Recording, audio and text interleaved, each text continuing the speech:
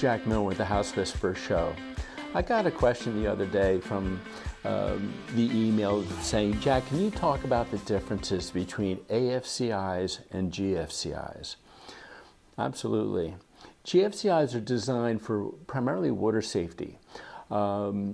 You're going to find them in your bathrooms, you're going to find them in your kitchens, your garages, and they're designed that if your hand or your body is wet, you're standing in a pool of water and you touch an outlet, you do not become the ground. If you become the ground, you can get electrocuted. So that's a harsh word, but it's true. So GFCIs are designed for personal safety in wet locations. They'll have the test and reset button. I always urge you that you test them because in my career path I have found that some don't work. And if they don't work, you're not safe.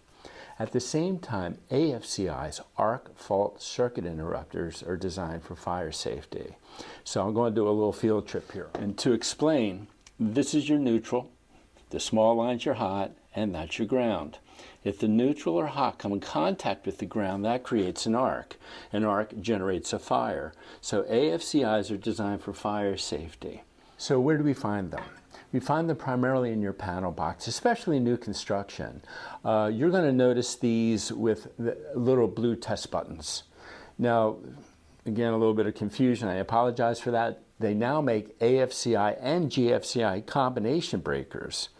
So we're going to find them in your bedrooms, what I like to call gathering areas. So your living room, your dining room, but again, not around wet locations.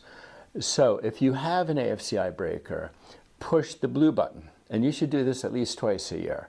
Why? We've got to make sure they work. Electricians don't like them because they're prone to fail. Those breakers today are about $150 each. So electricians don't like to come back when the client says, hey, how come I lost power here and I can't restore it? But that's part of the new code. So when I do new construction anymore, most of the circuits inside of a panel are your AFCI and GFCI combinations. So if you have them, take a look. If you find that they've tripped, go visit your panel box. And in closing for today, make sure that your circuit breakers are properly labeled. People have been injured when they turn off a breaker and then they go touch an appliance because they turned off something that was wrong. How do we do that today? Use your cell phones. You know, in the old days we used to holler. Today it's a little bit easier. So if you like the content, hit the comment button and I'll see you next time.